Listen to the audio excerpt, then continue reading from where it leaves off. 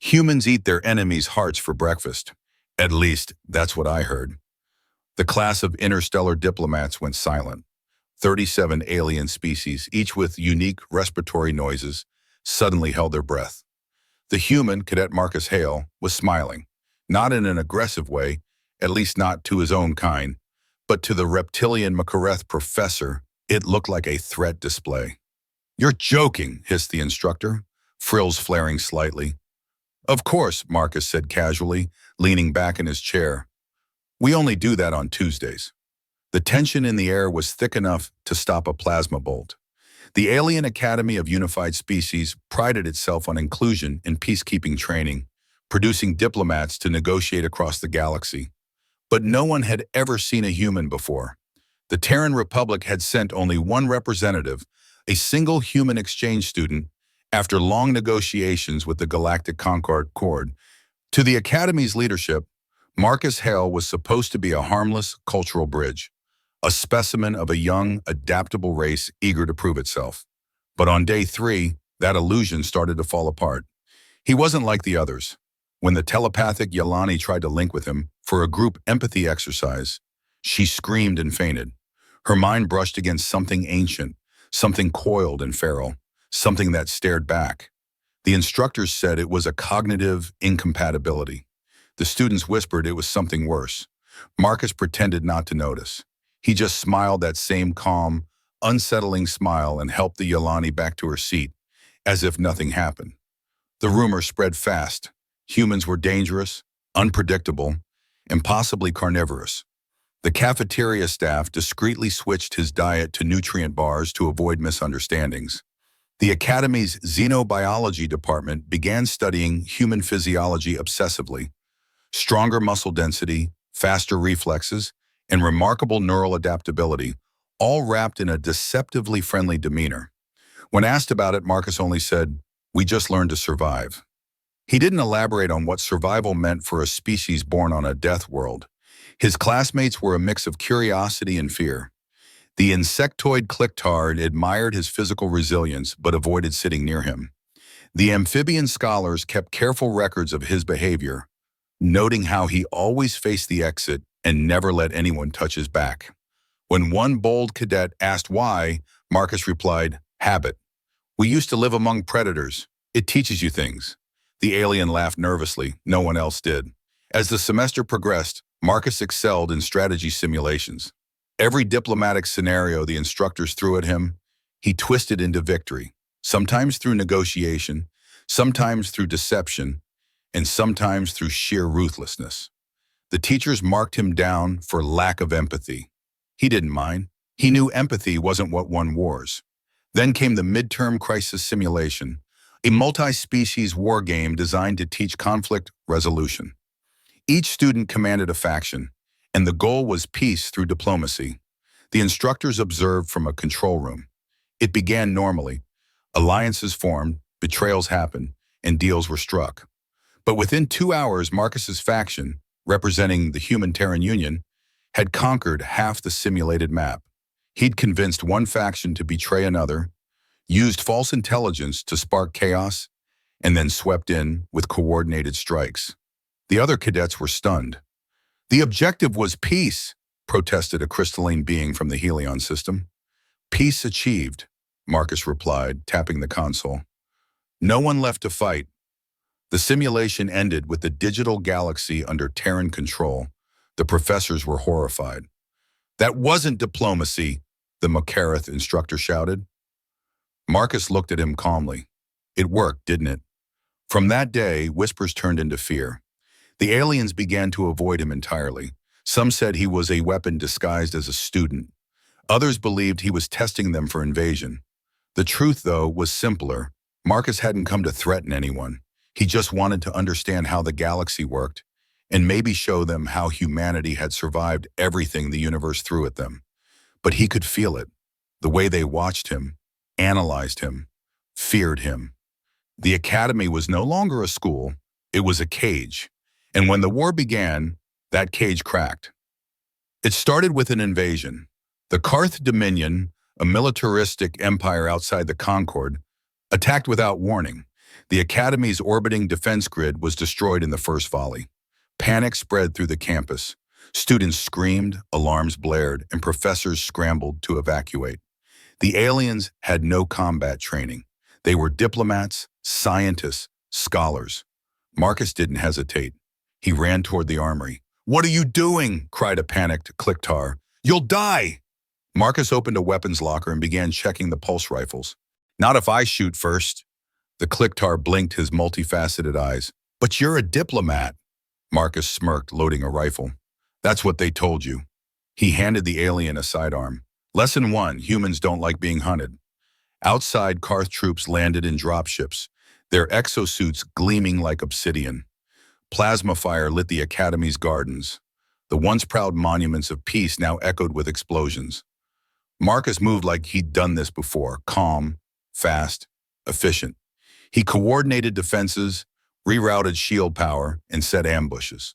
The aliens watched in disbelief as he turned terrified students into soldiers in minutes. When a squad of Karth warriors breached the atrium, Marcus didn't hesitate. He shot first. 3 fell before the rest realized what had happened. The Clicktar beside him froze, trembling. Marcus grabbed his shoulder. "Focus. They bleed like we do." For the first time, the alien saw something new in Marcus's eyes. Not cruelty, not rage, but something colder. Purpose. The Academy's emergency comms crackled to life. Unknown human forces detected in Sector 5. They're winning. The professors, watching from the control tower, realized something terrible. Their exchange student wasn't just a representative. He was a product of a war-born species, a survivor, a tactician, a predator that had learned diplomacy only after mastering destruction. The corridors of the alien academy were filled with chaos, smoke, and the hum of plasma discharges. Marcus moved through it all like a conductor guiding an orchestra, barking orders that sounded more like commands born from instinct than training. Seal the West Hall. Redirect the vents to flood the lower levels with coolant. Slow them down. The Clicktar cadet hesitated but obeyed, his claws shaking. The aliens were used to theories, treaties, and endless discussions about moral philosophy. Marcus was used to survival. The difference was brutal and clear. The Karth troops pushed deeper into the academy, expecting an easy slaughter. They had heard about the Academy of Unified Species, an institution of pacifists and intellectuals, not warriors. But what they found was a human at the center of resistance, moving like a ghost through the case, his eyes scanning every corner, his weapon never missing its mark. Every move he made was deliberate, every risk calculated. He knew fear was contagious, but so was courage. The Clicktar and the amphibians followed his lead because they didn't know what else to do. The more they fought under his command, the more they began to believe they could win. Marcus didn't give speeches, he didn't promise survival, he just fought, and that was enough. In the command center, the alien professors watched the feed, horrified and mesmerized. Professor Muckareth slammed a clawed hand against the console. "He's turning the academy into a battlefield." "He's saving us," whispered the Yelani empath, still pale from her earlier encounter with Marcus's mind.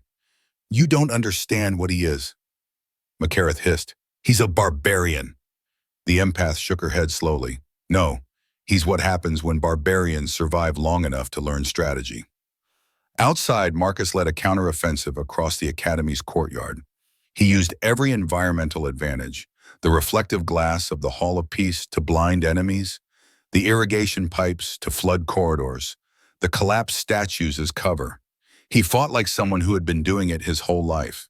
To the Karth invaders, it was unnerving. To the aliens who followed him, it was terrifyingly effective. After an hour of relentless combat, the Karth advance stalled. The defenders had stabilized the perimeter.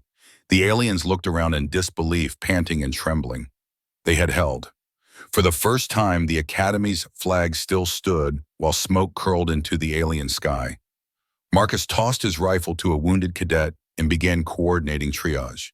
He moved with purpose, not hesitation. The Clicktar approached him, eyes wide. "You fought like one of them." Marcus glanced up. No, he said, tying a makeshift bandage around his arm. I fought like one of us. He didn't mean humans. He meant survivors. The academy was no longer divided by species. They were all just beings trying not to die. The alien medics worked alongside him, patching wounds and dragging debris. The unity was unspoken but real. For the first time, they weren't just studying humanity, they were experiencing it. By the time reinforcements arrived from the Concorde fleet, the Academy was still standing, battered but intact. The Karth had retreated, leaving behind burning ships and the wreckage of their arrogance. The fleet's commander, a stoic avian admiral named Tarath, landed in the courtyard and demanded to know who had organized the defense. When the aliens pointed to Marcus, the admiral blinked his four eyes in disbelief. The human did this? We all did, Marcus corrected, but the admiral only stared at him longer, studying the smudges of soot across his face. The cold precision in his stance, the weapon still slung casually across his shoulder. You're not what they said you were, Tarath murmured. What did they say I was? Marcus asked. A diplomat. Marcus smirked faintly. Guess we do diplomacy differently. The admiral didn't respond, but his feathers puffed slightly, a sign of unease. After the battle, the academy became a fortress. The once open courtyards were filled with barricades. The training rooms turned into armories. The Galactic Concorde began to reconsider everything they thought they knew about humanity. Their diplomats spoke of cooperation. Their military reports whispered of danger. Yet Marcus stayed. He continued to teach strategy and defense to the alien cadets, insisting that if they wanted peace, they had to be ready to fight for it. The younger students adored him, though few fully understood him. To them, he was part teacher, part myth. To the professors, he was a warning wrapped in human skin. But there was something else stirring in the background. Intelligence reports spoke of Karth fleets regrouping, spreading propaganda about a human weapon leading the academy. They claimed the Concorde had unleashed an apex predator among peaceful races. The fear of humanity began to grow across the stars. Marcus didn't care. He wasn't here to prove anything to the galaxy. He was here because this academy had become something rare, a place where species learn not just how to talk to each other, but how to survive together. Late at night, he'd stand by the shattered windows overlooking the cratered landscape. The stars above were unfamiliar, but they didn't frighten him. They reminded him of Earth, cold, endless, beautiful, and dangerous. The Clicktar approached one night, clicking nervously. The council is calling you to testify, it said. They want to know if humans are safe. Marcus didn't look away from the stars. Safe? He almost laughed. We're not safe. That's why we're still alive. The Clicktar didn't understand, but it didn't need to. It had fought beside him and learned more about humanity than any textbook ever could. The next day, the council broadcasted a galaxy-wide hearing. Marcus stood before hundreds of alien delegates in holographic projection, representing worlds that had once mocked humanity as primitive. Now they stared at him with wary respect. The council leader, a massive cephalopod-like being named Sorrel, addressed him directly. Human Marcus Hale, the evidence shows you led the defense of the academy, yet your methods were unorthodox. Some call you a hero, others call you a threat. Tell us, what are humans, truly? The room fell silent. Every eye, every sensor, every mind focused on him.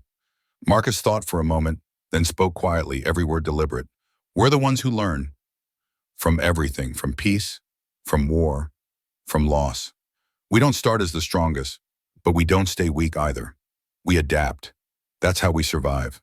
The delegates murmured among themselves. Some looked inspired. Others looked uneasy. Marcus didn't wait for their approval. He didn't need it. Outside the chamber, messages flooded in, worlds offering alliances, others issuing warnings. The name human had become something whispered with awe and fear alike. But in the shadowed halls of the academy, Marcus was already preparing for something else. He knew the Karth wouldn't stop. He knew they'd return with more firepower, more hatred, and more reason to see humanity as a monster. He also knew this time, the academy wouldn't be running. It would be ready. The invasion came again, faster and harder than anyone expected. The Karth Dominion arrived not with a single fleet, but an armada, thousands of ships blotting out the stars. Their commanders had learned from their humiliation. They weren't coming to conquer this time. They were coming to erase. The Galactic Concord scrambled its defenses, but the Karth were too many. Every colony and station fell in hours. The Academy, once a peaceful symbol of unity, became the last strategic stronghold in the sector. Marcus Hale stood on its observation deck, watching the sky burn. He had been waiting for this moment since the day he arrived. The alien cadets he had trained now stood as soldiers, officers, and commanders. The same beings who once trembled at the sight of him now saluted him with steady hands. He had turned an academy of pacifists into a coalition of defenders. Across the halls that once taught negotiation, banners hung bearing the insignia of the newly formed Defense Accord, an idea born from one human mind and many alien hearts. As alarms blared, Marcus moved to the command room. Holographic projections lit up the space, showing the Karth fleet descending like a storm. "They're targeting the Academy first," said the Collectar strategist beside him. "They think taking us out will break morale." Marcus loaded his sidearm, though he knew it was symbolic at this scale. "Then we make them regret picking the wrong school." Outside, the first wave hit. Plasma fire rained down, shaking the walls. Marcus barked orders with practiced calm. "Redirect power from the gardens to the shields. Focus fire on their carriers, not the frigates. They'll fold once the command line breaks." His voice was sharp, confident, human. The aliens moved with precision, trusting his instincts even when their sensors couldn't keep up. For hours, the Academy held against impossible odds. Drones swarmed the sky. Defense turrets sang like thunder. Students who once studied xenolinguistics now manned artillery stations. Every blast that struck the Academy's shields was answered threefold. Then the Karth breached the atmosphere. Their dropships descended in black clouds, filling the horizon. "They're landing," the Collectar said, panic edging his voice. Marcus smiled faintly. "Good. Now they're in range." The sky erupted as hidden cannons emerged from beneath the Academy's gardens. Defenses Marcus had built secretly using old Concord blueprints and a lot of late-night ingenuity. The barrage tore through the Karth landing craft, scattering debris like confetti across the alien sky. The first wave never touched the ground, but the second did. The courtyard turned into a battlefield once again. Marcus led the charge personally, side by side with his former students. The air was thick with smoke, energy bolts, and the sound of alien war cries mixed with human shouts. Every inch of the Academy became a fortress. The aliens fought fiercely, but it was Marcus who set the rhythm. He moved like lightning, anticipating every move, every angle. To the Karth, he was a phantom of terror. To the defenders, a beacon of strength. When the central tower took a direct hit and began to crumble, Marcus ordered everyone to fall back to the inner halls. The Collectar hesitated. "We can't hold them much longer." Marcus grinned through the chaos. "We don't have to. We just have to outlast them." Then the plan unfolded. Hidden deep within the Academy's structure was the resonance core, a relic of pre-Concord technology designed to amplify energy frequencies. Marcus had spent months studying it. He discovered it could be modified into a planetary defense pulse. The problem? Someone had to stay behind to trigger it manually. The aliens realized what he intended and protested, but Marcus ignored them. He gave the Collectar a simple nod. "Get them clear." "That's an order." The aliens' mandibles trembled. "You'll die." Marcus smirked. "Maybe, but we'll win." He ran through collapsing corridors, plasma bolts sparking around him. In the control room, he entered the override sequence, the resonance core humming with power. He took one last look at the Academy's crest on the shattered wall, the symbol of unity that had once seemed naive. "Guess you learned something from us after all," he murmured. Outside, the Karth broke through the final defenses, rushing into the courtyard. The resonance pulse ignited. A blinding wave of energy surged outward, disabling every hostile ship, weapon, and suit in a 100-mile radius. The Karth fleet in orbit collapsed into silence. When the light faded, the Academy still stood, scarred but alive. The Karth were defeated. The galaxy would never forget the day a human saved them all. 5 sentences to end. Years later, the rebuilt academy became a new capital of peace and defense. A statue stood in the courtyard, a human holding a rifle in one hand and a peace emblem in the other. The inscription read, "To the predator who taught us to protect." Humanity was no longer feared or underestimated. They were respected, and their lesson had changed the galaxy forever. Did you like today's story? Then catch our posts at 3 p.m. Eastern Time daily. Unfold more intergalactic stories with Professor Space.